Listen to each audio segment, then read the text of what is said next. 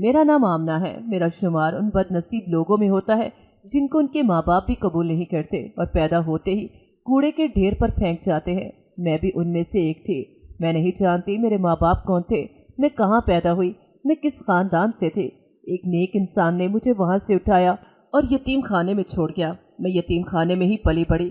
یہاں میرے جیسے اور بھی کئی بچے تھے جو میری طرح محرومیت سے بھری زندگی گزار رہے تھے۔ ان میں سے کچھ ایسے بھی تھے جن کو لوگ اپنے گھر میں لے جاتے تھے۔ میں اس ماحول میں پلی بڑھی۔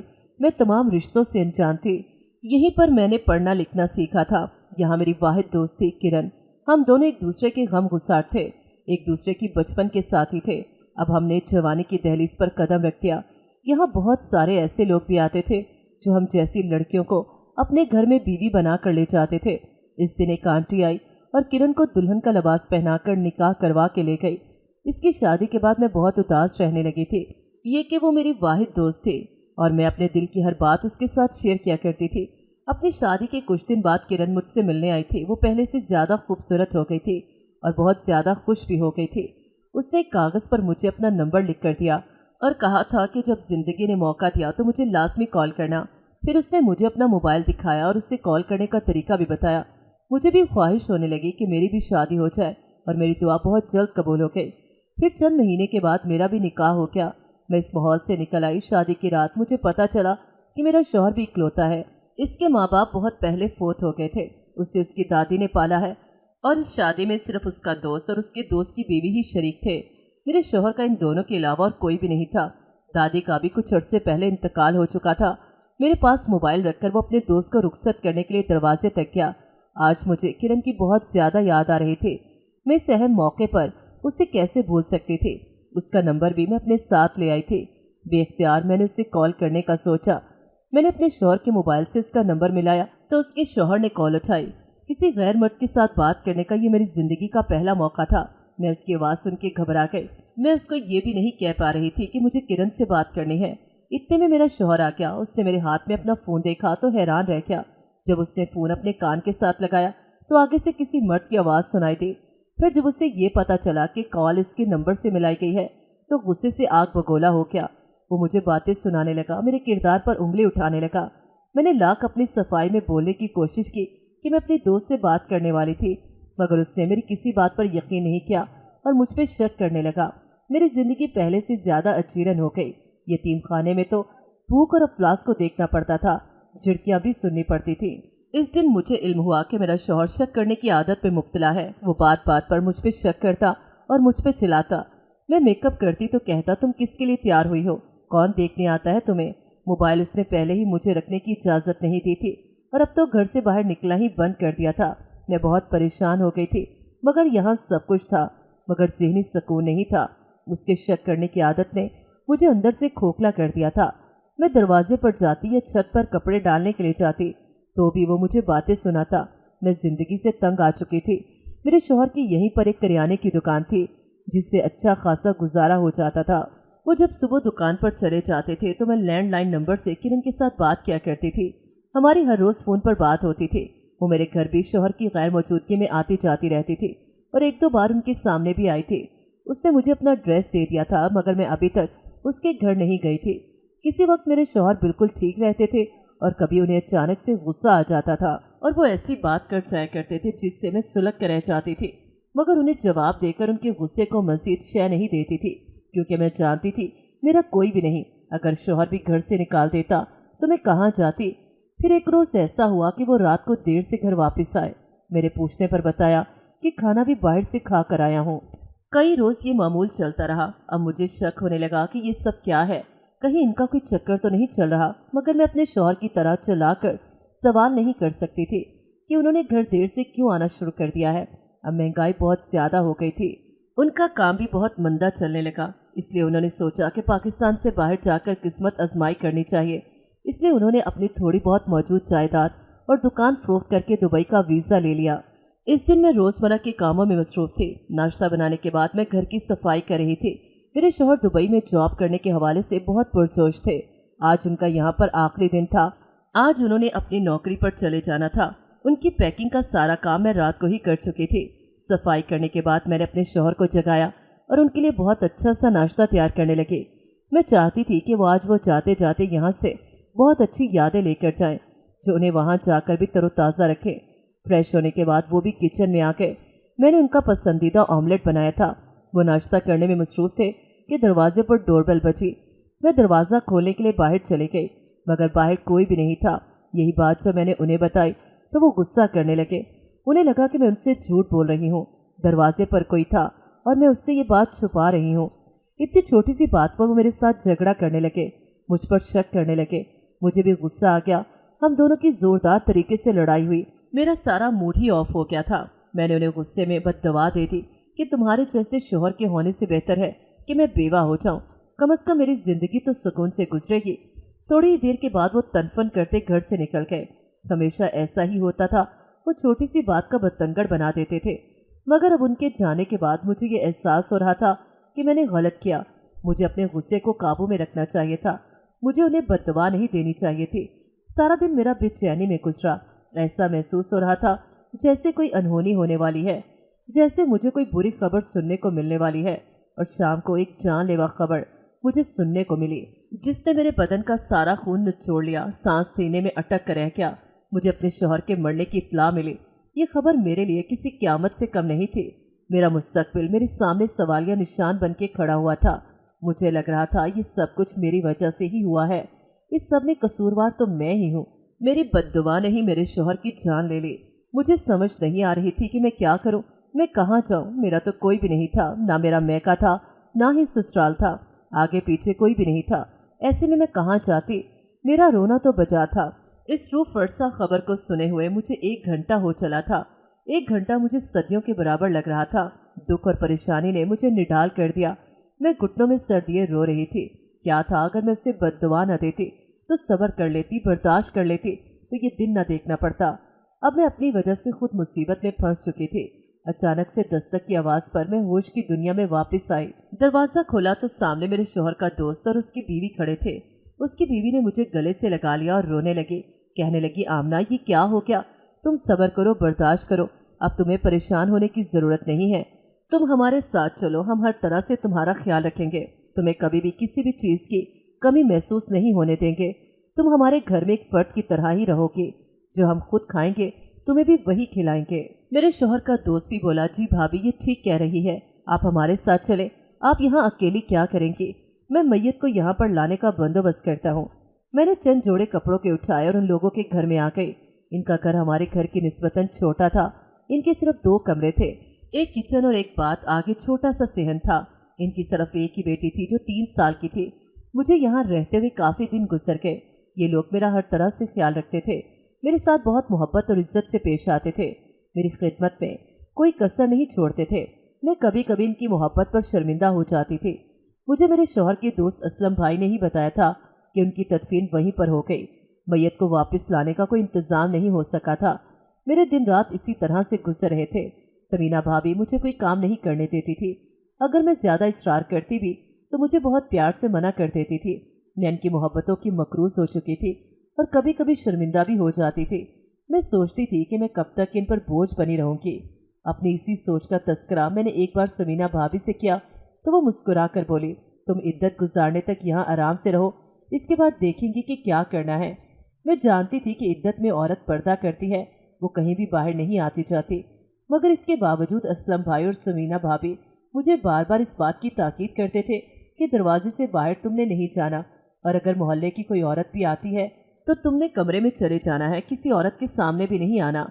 मैं उनकी इस बात से खटक जाया करती थी। ये क्या बात हुई भला? अब एक औरत से कैसा पर्दा, और वो बार बार इस बात की ताकीद क्यों करते हैं? एक दिन तो ऐसा हुआ कि मैं किचन में खड़ी पानी पी रही थी तो उनकी मोहल्ले की एक औरत आई। मुझे देखकर पूछने लगी, ये कौन है? तो भाभी ने जल्दी से बात बनाते हुए कहा, ये मेरी कज़न है, मुल्तान से आई है। मैंने बाद में उससे पूछा कि उसने झूठ क्यों बोला, मगर वो टाल गई। खैर बहुत सी बातों के साथ ये बात भी शक के लिए मेरे दिल में दफन हो गई। मैं इनके घर में रह रही थी तो इनकी बात पर अमल करना भी मेरे लिए ज़रूरी था। वो मेरा इतना ख्याल रखते थे कि उनके बारे में कुछ गलत नहीं सोच सकती थी, मगर अपने दिलो दिमाग का क्या करती, जिससे ये सब देखकर भी कुछ गलत होने का एहसास हो रहा था। इस दिन मुझे रात के वक्त सर में बहुत दर्द हो रहा था। सोचा कि असलम भाई से जाकर पूछती हूँ। मैं अभी उनके दरवाजे पर दस्तक देने ही वाली थी कि मुझे अंदर से बातें करने की आवाज़ सुनाई थी। वो शायद फ़ोन पर किसी से बात कर रहे थे, और मुखातिब कौन था ये सुनने के लिए मुझे अपने कान दरवाजे के साथ लगाने पड़े। तो अपने शौहर का नाम सुनकर मेरे होश उड़ गए। वो फ़ोन पर बार बार मेरे शौहर का नाम ले रहे थे। उनकी बात सुनकर मेरे दिल में जैसे शक की एक गिरा लग गई थी। कहीं ऐसा तो नहीं कि असलम भाई मेरे शौहर से ही बात कर रहे हो, मेरा शौहर जिंदा हो और मरने का नाटक कर रहा हो, या वो खुद कहीं पर रूपोश हो गया हो। ऐसे कितने ही सवाल थे जो मेरे जहन में गर्दिश करते रहते थे और जिनका जवाब पाना मेरे लिए नामुमकिन था। मुझे ये शक इसलिए भी हुआ क्योंकि मेरे शौहर की मैयत तो मैंने देखी नहीं थी, सिर्फ इन्हीं लोगों ने बताया था कि उसकी वफात हो गई है। ये उस दिन की बात है, मैं समीना भाभी की बेटी के साथ खेल रही थी। उसने कई बार अपनी बेटी को कहा कि वो मुझे तंग न करे और कमरे में चली जाए, मगर मैंने ही मना कर दिया कि कोई बात नहीं, हम खेल रहे हैं। 10 मिनट ही गुजरे थे कि जब वो भागती हुई मेरे पास आई और घबराते हुए लहजे में कहा, तुम्हारे भाई तुम्हें बुला रहे हैं, उनको जाने क्या हो गया है, प्लीज़ एक बार कमरे में आकर उनको देख लो। मेरे तो हाथ पांव फूल रहे थे। मैं परेशान होती हुई उसके साथ दूसरे कमरे में आ गई। जब मैं कमरे में दाखिल हुई तो यहाँ पर कोई भी नहीं था और एकदम से दरवाज़ा बंद करने की आवाज़ पर मैं पलटी, मगर तब तक दरवाज़ा बंद हो चुका था। मैंने ज़ोर ज़ोर से दरवाज़ा खटखटाया मगर उसने कोई जवाब नहीं दिया। मैंने सामने देखा तो बेड पर मेरे मरहूम शौहर की तस्वीर थी। मैंने उलझ कर सोचा, लोगों ने मुझे कमरे में क्यों बंद कर दिया है। मैं दरवाजे के पास जाकर उसे फिर से दोनों हाथों से खटखटाना शुरू कर दिया। मुझे बाहर से बातें करने की आवाज़ें सुनाई दे रही थी। असलम भाई की आवाज़ तो मैं साफ तौर पर पहचानती थी, मगर एक और आवाज़ भी आ रही थी। ये आवाज़ मेरे लिए अजनबी थी और वो आदमी मेरे शौहर का जिक्र कर रहा था। ये क्या चक्कर है और क्या बात हो रही थी, मुझे कुछ समझ नहीं आ रहा था। थोड़ी देर के बाद बाहर मुकम्मल तौर पर खामोशी छा गई। मैं कमरे में पीछे हुए बेड पर आकर बैठ गई। थोड़ी देर गुजरने के बाद समीना भाभी कमरे में आ गई और उनके साथ साथ असलम भाई भी थे। भाभी ने हाथ में केक उठाया हुआ था। मुझे कहने लगी, हमने तुम्हें सरप्राइज़ देना था, जो परेशानी तुम्हें उठानी पड़ी उसके लिए मैं माजरत चाहती हूँ। आज तुम्हारी शादी की सालगिरह है और मैं तुम्हें सरप्राइज़ देना चाहती थी। आज मेरी शादी को 3 साल हो गए थे। ये बात मैं मुकम्मल तौर पर भूल चुकी थी। आज मेरी शादी की सालगिरह थी, मगर जो मेरा जिंदगी भर का साथी था वो मुझसे बिछड़ चुका था। तो फिर कैसी खुशी और कहाँ की तैयारी। मैं भाभी के गले से लगकर रोने लगी। वो मुझे तसल्लियाँ और दिलासे देने लगी कि सब कुछ ठीक हो जाएगा, मगर मेरे दिल को किसी तौर पर भी करार नहीं आ रहा था। मेरी इद्दत मुकम्मल होने में चंद ही दिन बाकी रह गए थे। मुझे समझ नहीं आ रही थी इसके बाद कहाँ जाऊंगी, क्या करूंगी। कितने ही सवाल थे जो मेरे सामने सर उठा कर खड़े थे, मगर मैं कबूतर की तरह आंखें बंद किए बैठी हुई थी। एक चीज़ मुझे बार बार खटक रही थी। उस दिन जब भाभी ने मुझे कमरे में बंद कर दिया था तो बाहर जो शख्स आया था वो कौन था और वो क्या कह रहा था। मुझे लोगों की बातों की साफ आवाज़ सुनाई नहीं दे रही थी, मगर मेरे लिए चौंकने की बात यह थी कि वो मेरा और मेरे शौहर का ही जिक्र कर रहा था। ऐसा क्या था जो मुझे समझ नहीं आ रहा था। कुछ तो ऐसा था जो साफ नहीं था, जो नज़रों से पोशीदा था, जो खुलकर सामने नहीं आ रहा था। यकीनन इस दिन कोई ऐसा शख्स आया था और ऐसी बात कर रहा था जो मेरे सामने नहीं हो सकती थी। फिर तो मेरे लिए इस बात को जानना बेहद ज़रूरी हो गया था, मगर यहाँ पर कौन था जो मुझे मेरी बातों का जवाब देता। मेरे दिल में शक बैठ गया। मैंने अपने शौहर की मौत का मुअम्मा भी हल करना था। मुझे लगता था कि वो जिंदा है और उसका ये दोस्त जानता है कि मेरा शौहर कहाँ पे है। सारी बात का ताना बाना सिर्फ इसके दोस्त से ही आकर मिल रहा था, क्योंकि असलम ही दुनिया में मेरे शौहर का वाहिद रिश्ता था और वो हर बात इसके साथ करता था। मैंने फैसला कर लिया था कि ये राज जानकर ही रहूँगी। अब मैं उनकी बातें छुप कर सुनने लगी थी। मुझे 100% यकीन था कि मेरा शौहर जिंदा है और ये बात मुझसे छुपाई जा रही है, और उनकी बातें सुनने के बाद मैं मज़ीद उलझ कर रह गई थी। उनकी बातें मुझे शक में मुब्तला करती थी और उनकी मोहब्बत और अपनायत मुझे दिखावा लगने लगी थी। उस दिन असलम भाई घर में बहुत लेट आए थे। उन्होंने आते ही समीना भाभी को कमरे में आने का इशारा किया। मैं समझ गई ज़रूर कोई ऐसी बात है जो मेरे सामने नहीं कही जा सकती। समीना भाभी के कमरे में जाने के बाद मैं दरवाजे से लगकर खड़ी हो गई और इनकी बातें सुनने की कोशिश करने लगी। इतने में दरवाजे पर दस्तक होने लगी। मैं उल्टे कदम वापस पलट आई और कमरे में जाकर बैठ गई। मुझे इस बात का अफसोस हो रहा था कि उनकी बात नहीं सुन पाई। मुझे शक था और असलम भाई और भाभी मेरे शौहर के बारे में जानते हैं, मगर मुझसे छुपा रहे हैं। मैंने भी ये इरादा कर लिया था, ये राज जानकर ही रहूँगी कि मेरे साथ ये ऐसा क्यों कर रहे हैं। एक दिन मैंने सुना कि असलम भाई अपनी बीवी से कह रहे थे कि भाभी को बिल्कुल भी पता नहीं होना चाहिए कि इनके शौहर कहाँ हैं। ये सुनकर मुझे एक तरह से इत्मीनान हो गया कि मेरा शौहर जिंदा है और वो जानबूझकर मेरे सामने नहीं आ रहा। शायद उसे अपनी पूरी गलती का एहसास हो गया है और वो शर्मिंदा है। शर्मिंदगी की वजह से मेरे सामने नहीं आ रहा, मगर मुझे समीना भाभी के इस धोखे पर गुस्सा आ रहा था। मैं इतनी परेशान थी और मेरी परेशानी का एहसास ही नहीं था। वो मुझे क्यों नहीं बता देती कि मेरा शौहर कहाँ है। ये इससे 2 दिन बाद की बात है। इस दिन मैं रात को बाथरूम में जाने के लिए कमरे से बाहर आई तो मुझे उनके कमरे से बातें करने की आवाज़ आई। मैं अपना नाम सुन के ठटक कर रुक गई। समीना भाभी कह रही थी कि हम ये हकीकत आमना से कब तक छुपा सकते हैं। असलम भाई कहने लगे, अब तक के तमाम हालात तो हमारे हक में ही जा रहे हैं और इस पॉलिसी के पैसे हम लोगों को ही मिलेंगे। मैं फिर बहाने से घर भी अपने नाम करवा लूँगा। ये सुनकर मेरे पैरों के नीचे से ज़मीन निकल गई। ये तो कोई और ही बातें कर रहे थे। उन्हें मैं कुछ और समझ रही थी और ये कौन सी पॉलिसी का जिक्र कर रहे थे और घर कौन सा ये लोग अपने नाम करवाने को कह रहे हैं। मुझे तो कुछ पता नहीं था। मुझे बहुत ज़्यादा गड़बड़ लग रही थी। ऐसा लग रहा था जैसे कोई बहुत बड़ा खेल है जो मेरी नज़रों से ओझल है। मैं तो ये समझ रही थी कि मेरा शौहर जिंदा है और ये इसकी बात मुझसे छुपा रहे हैं, मगर यहाँ तो कोई और ही मामला चल रहा था। मैंने फिर इन लोगों पर नज़र रखनी शुरू कर दी, मगर ये लोग बहुत ज़्यादा मोहतात थे। शायद उन्हें इस बात का एहसास हो गया था कि मुझे उन पर शक हो गया है। पहले से ज़्यादा मोहब्बत जताने लगे थे, मेरा बहुत ज़्यादा ख्याल रखने लगे थे, मगर मुझे ये सब ढकोसला लगता था। ये सब कुछ दिखावा लगता था। मैं भी उनके साथ खुलकर बात नहीं कर सकती थी। जब तक मुझे किसी बात का सबूत नहीं मिल जाता, मैं उनके साथ इस तरह कोई बात नहीं कर सकती थी। मेरी इद्दत मुकम्मल होने में थोड़े दिन रह गए थे। मुझे लगता था समीना भाभी इस बात से परेशान है। मैं जब कभी उनके साथ कहीं जाने का जिक्र करती, वो इद्दत मुकम्मल होने का कहकर टाल जाती। एक बात मुझे बहुत ज़्यादा हैरान करती थी, भाभी मुझे किरण के साथ भी बात नहीं करने देती थी। वो मेरी वाहद बचपन की सहेली थी और मैं उसे याद करती थी। मेरा दिल बहुत चाहता था कि मैं उसके साथ बात करूं, मगर मुझे उससे भी बात करने की इजाज़त नहीं थी। वो अपने मोबाइल को मुझसे दूर दूर रखती थी। उन्हें यह डर था कि मैं किसी को कॉल न कर लूं, और अगर मैं किसी को कॉल कर देती तो इस बात से उन्हें क्या खतरा था। मुझे इस बात की बिल्कुल भी समझ नहीं आ रही थी। ये उस दिन का जिक्र है जब समीना भाभी का मोबाइल कमरे में था और वो बाथरूम में थी। आज मुझे किरण की बहुत ज़्यादा याद आ रही थी। दिल चाह रहा था कि उसके साथ बात करूं। मोबाइल मेरे सामने ही था। मैंने किरण का नंबर याद कर लिया था। उसका नंबर भी अभी मिलाने ही लगी थी जब एकदम से भाभी ऊपर से आ गई। उन्होंने एकदम से मेरे हाथ से मोबाइल छीन लिया और मुझसे गुस्से में मुखातिब हुई, तुम्हें मैंने मना किया था, तुमने किसी को भी कॉल नहीं करनी। तुम्हें मेरी बात की समझ नहीं आती क्या? मैं उनके रवैये पर हद तक खड़ी रह गई। मुझे समझ नहीं आ रही थी कि ये वही भाभी है जो मुझसे इतने प्यार से बात करती थी और अब इतनी छोटी सी बात पर मुझ पे इतना गुस्सा कर रही हैं। उन्होंने मेरा हाथ पकड़ा और मुझे कमरे में लाकर कहा, यहाँ से बाहर मत निकला करो, तुम्हें एक बात समझ नहीं आ रही। वो मुझे कमरे में लाक करके चले गई। मैं हद तक रह गई और रोने लगी। भाभी तो दुश्मनी पर उतर आई थी। ऐसे मेरे साथ ये सब नहीं करना चाहिए था उन्हें। कुछ देर बाद उन्हें भी अपने रवैये की बदसूरती का एहसास हो गया था। वो दरवाज़ा खोलकर अंदर आई और मेरे गले लगकर बोली, मेरा मकसद तुम्हारी दिल आज़ारी करना नहीं था, मैं तुम्हारे भले के लिए ही कह रही हूँ। इद्दत में यूँ बाहर नहीं निकलते, बदशगुनी होती है। मैं खामोश खड़ी रह गई। मेरे पास कहने के लिए कुछ भी नहीं था। मेरा शक अब यकीन में बदल गया था। कुछ ऐसा था जो मेरे बारे में ही था, मुझसे छुपाया जा रहा था, या शायद मुझे दुनिया से छुपाया जा रहा था। मगर क्यों? मुझे समझ आ गई थी कि ये सारा खेल मुझे सबकी नज़रों से रूपोश करने के लिए खेला गया, ताकि किसी को मेरे बारे में पता न चले कि मैं कहाँ हूँ और किस साल में हूँ। मगर ऐसा करने से उन्हें क्या फ़ायदा हासिल हो सकता है? ऊपर से इस दूसरे शख्स की बातें जो वो पॉलिसी के बारे में कर रहा था मुझे मज़ीद उलझा रही थी।